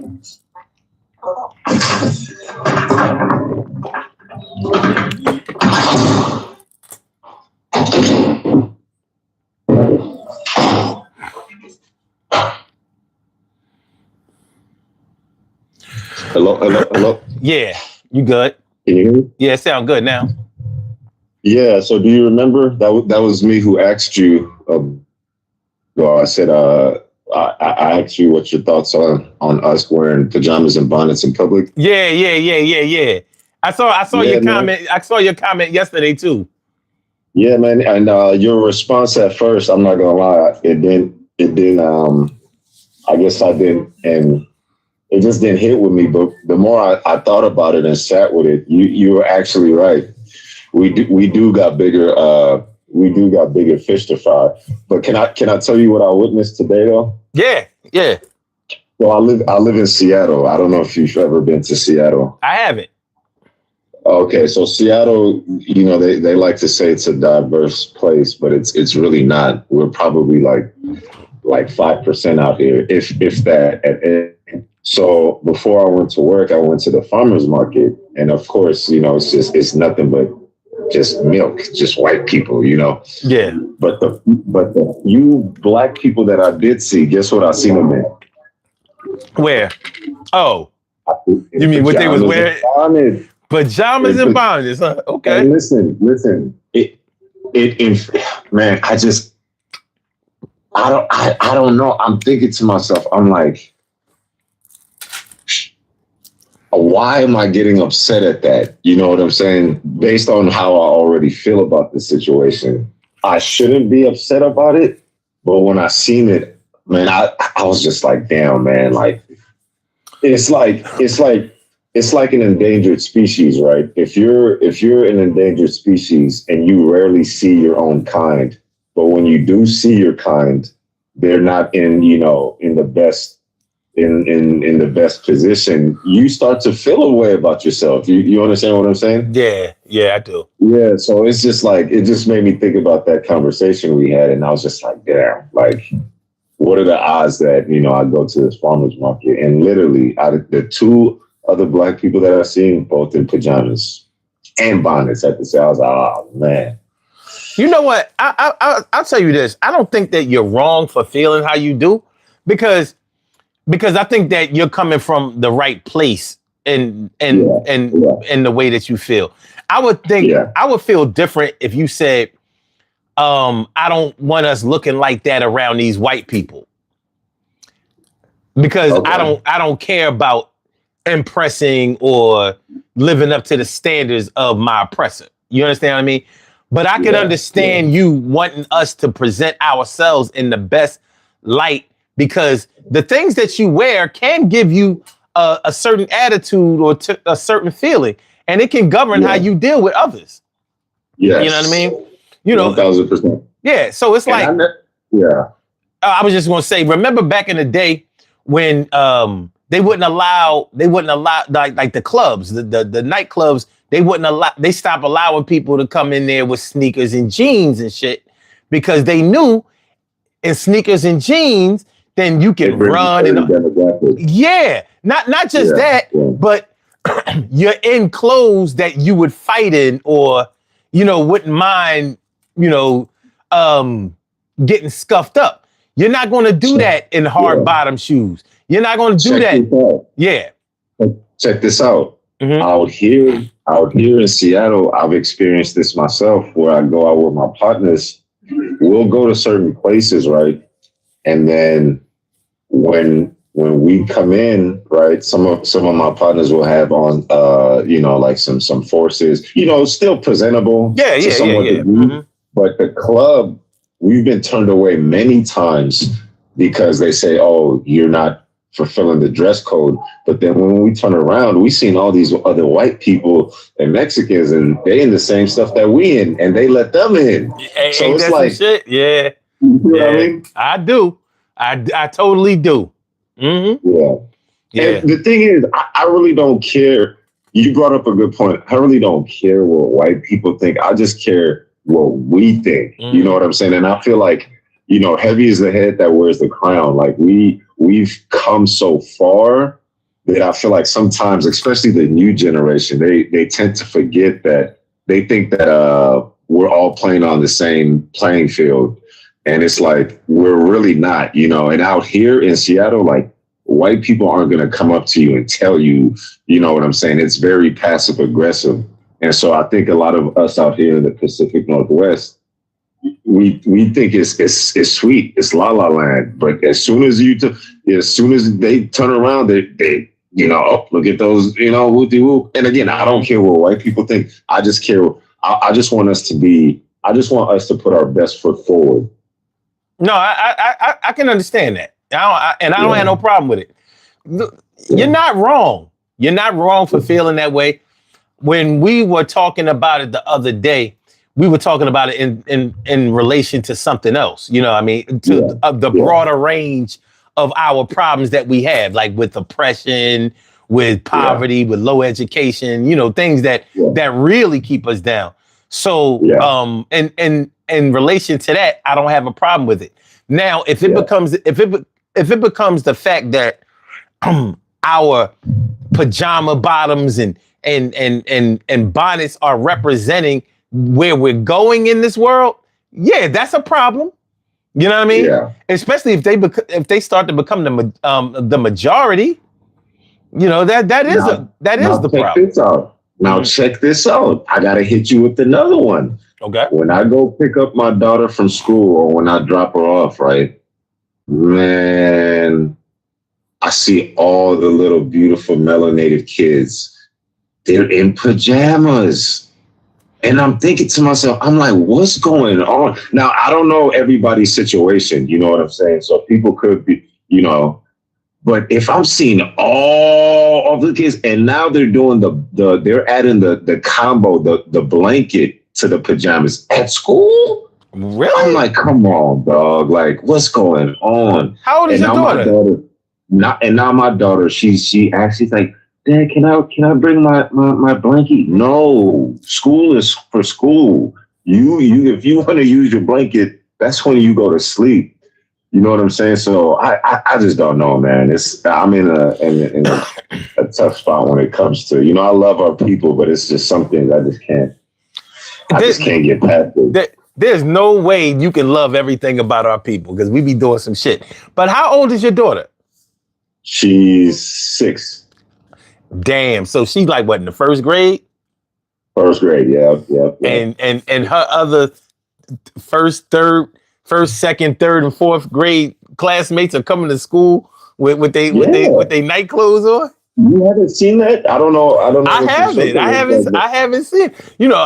My daughter is 20 now, so but it but- definitely okay. wasn't like that when she was, that age. Like, And it's wow, pre it's a Crazy. kindergarten to 8th grade. So even like the 6th and 8th graders, you see them with their backpacks, but they got pajamas and the blanket. Literally, they're walking in school, going to school with blankets on. And I'm just like, dog, like, come on, Hey, brother, man, I want to ask you one last question. I don't want to waste too much of your time. There's a certain individual that I really revere, and that I look up to. What are your thoughts on Dr. Umar? I love Dr. Umar. I know he's a content. I know he's a. Thank you, brother. I love that man too. I do. But look, listen, let me tell you something. I know Dr. Umar personally. And I used to actually rent him a headquarters when he started. He's from Philly. So you're in PA.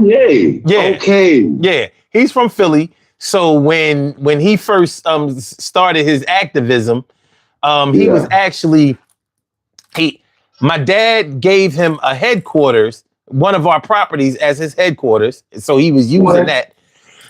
And Dr. Umar had developed a play for that my brothers and sisters had performed in. This was around 2000, 2006. Around 2005, 2006. And so I knew the young startup Dr. Umar before he started acting all crazy, whatever.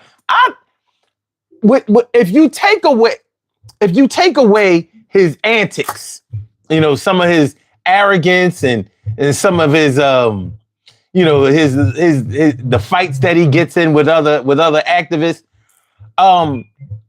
The main thing I'll give to Dr. Umar is you can say whatever you want to about him, especially about the school taking too long and all that.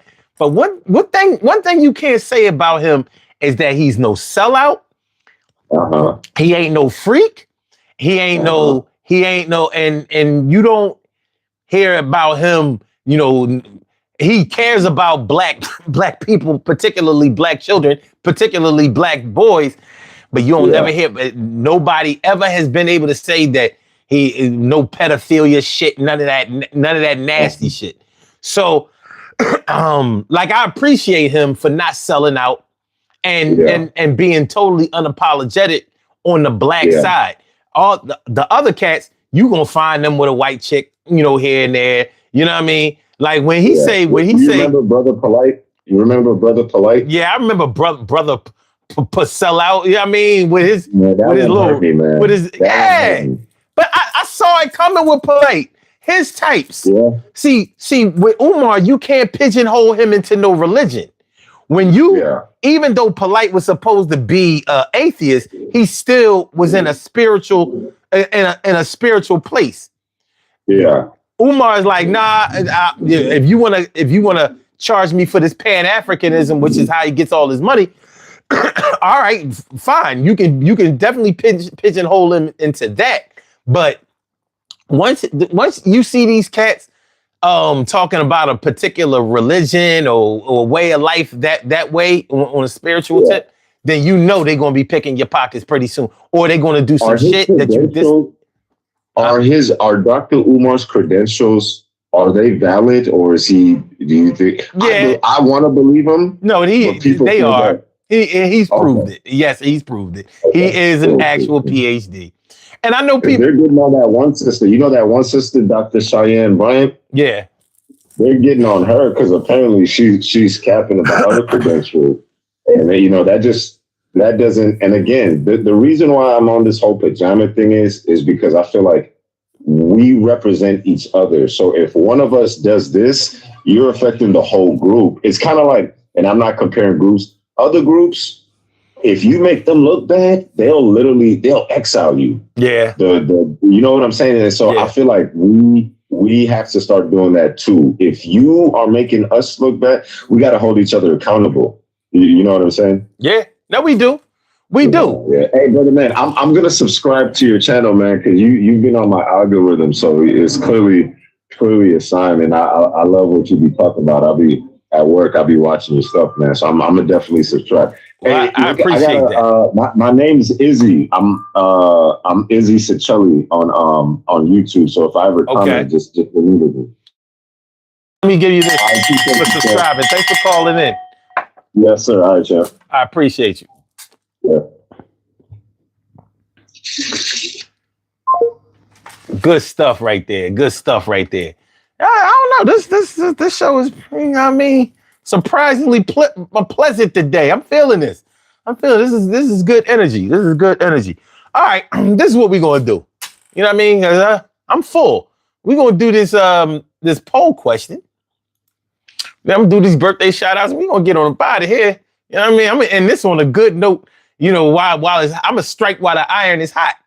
All right, the poll question is which of these about a person impresses you the least? In other words, which of these do you care about the least? Like you don't care about, like, yeah, this person has this going on, but so.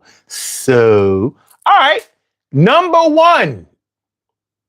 And 50%, the overwhelming majority was unimpressed. Oh, it's 48% now because let's see, we got 23 votes instead of the 21 that we had before. Okay.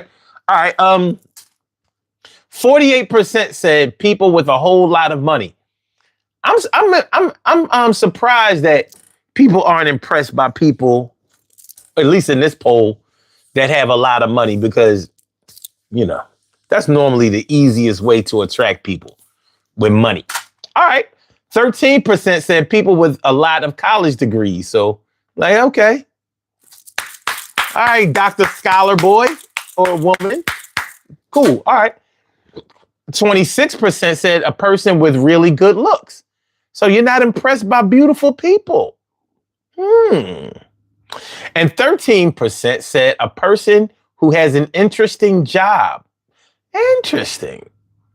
That's interesting because people are normally enamored by celebrities because that's an interesting job.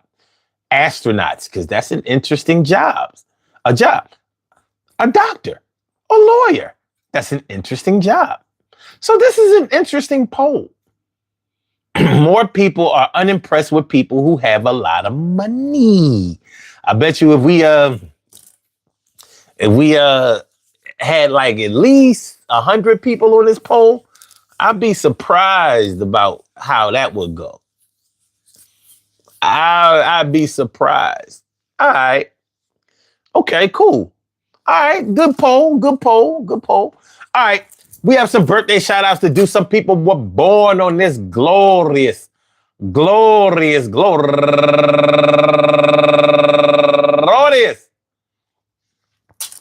August 2nd, and they deserve to be acknowledged. So let's go about our business of acknowledging them and making them feel special because they are special because they are special because they are SPECIAL.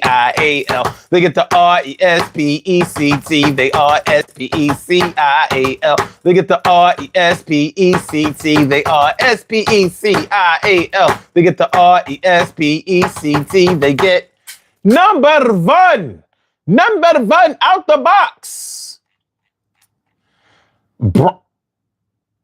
Branya Powers and also Serena. Wait a minute. That's not right. Wait a minute. That's not right. We got to refresh. This was yesterday's birthday.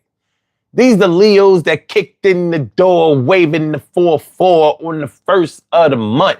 Yeah, we on tour. Let me get this one right. Let me get it straight. Like the Southern uncles say, we're going to get it straight. Well, let's get one thing straight. All right, hurry, come on, man. Refresh this page. Refresh. All right, here we go. That was a long time loading. I gotta get my processor together. You know what I mean? Get the processor together. You know what I'm saying? 16 gigs of RAM. Come on, hurry up. I have to close some windows. Close a window. Close window. Shit loading slow as shit. Okay. Number one out the box, Alicia Richey. Happy birthday to you. And also Erica Johnson. Happy birthday. And damn. That's it. We only have 2 birthdays today. We got a posthumous birthday. But because I never met her in person, I'm not going to do it. All right. I want to say happy birthday to all of y'all. And I hope that today finds you all in good health, happiness, mind, body, soul, and spirit. And that goes out to each and every person out there born on this glorious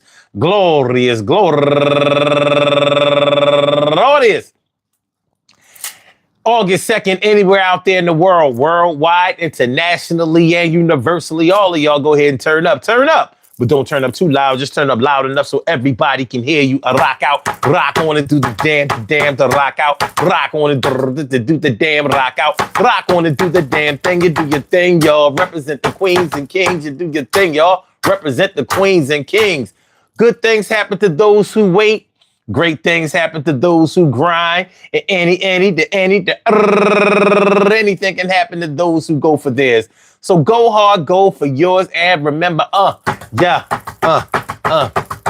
First time I saw her, I thought that I saw me a superstar, but so far things have been going well. But I realized that there's so much in the box that I can tell, and the story almost writes itself. So sometimes I be thinking about her and my own self, or should I say my own health.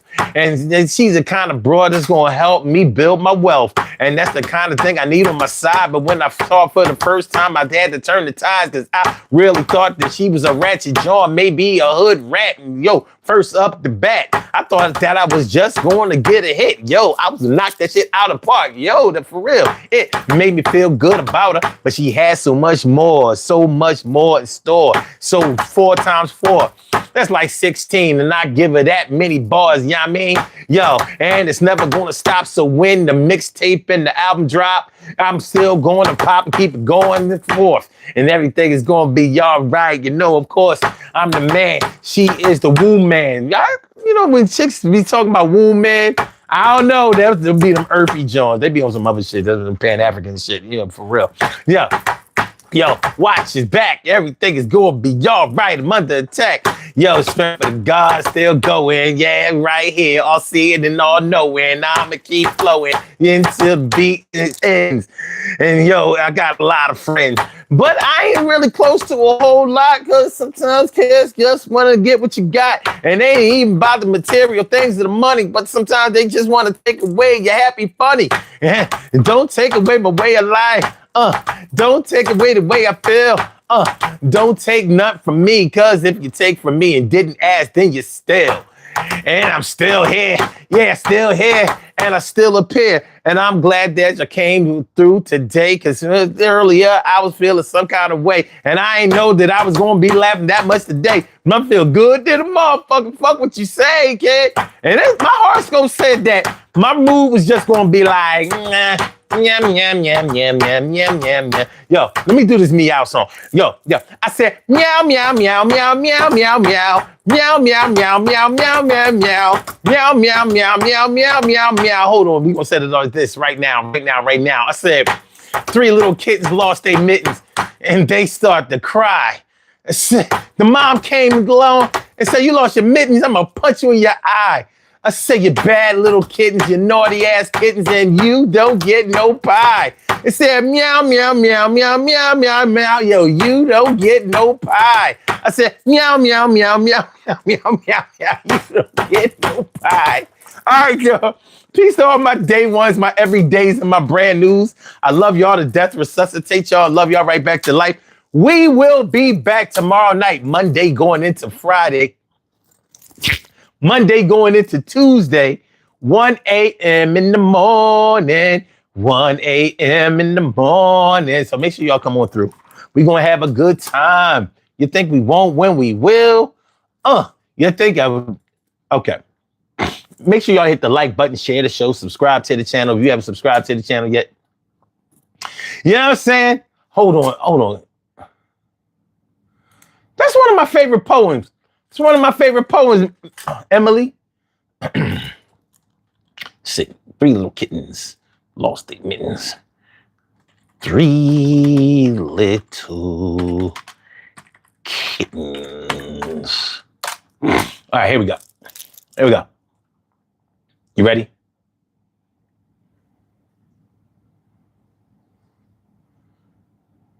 All right, here we go.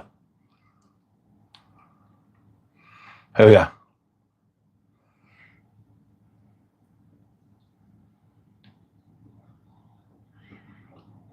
No, I don't want to watch the video. I just want the lyrics. I just want the lyrics.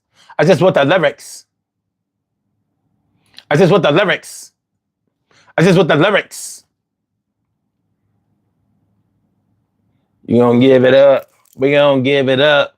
We gonna put it down, gonna live it up. This shit taking too long, man. All right.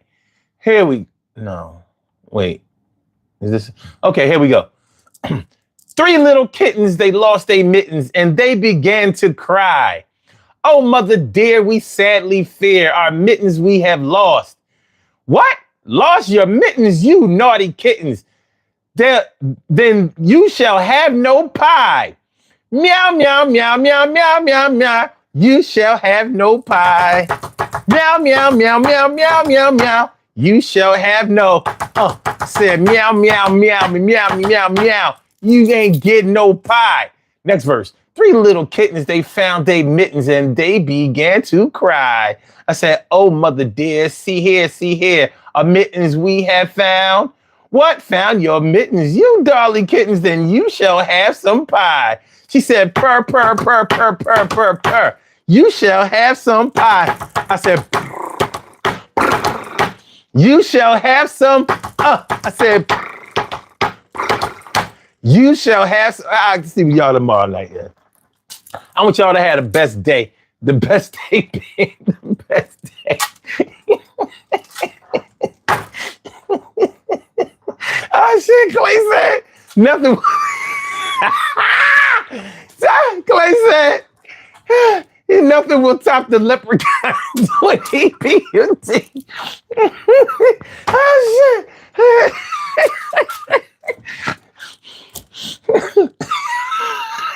Hold on, how I do it? Relax. Relax yourself. Hold on, Clay, I got it. Relax yourself and let your conscience be free. And hold on. God damn it. All right. Relax your mind and let your conscience be free and get down to the sounds of EPMD. Relax yourself and let your conscience be free and get down to the sounds of EPMD. When you shake, be quiet while the MC rap. And if you're tired, then go take a nap. I'll holler at y'all tomorrow, man. We out of here. Hit the like button. Hit the like button. Share the show. Subscribe to the channels. Oh, my God.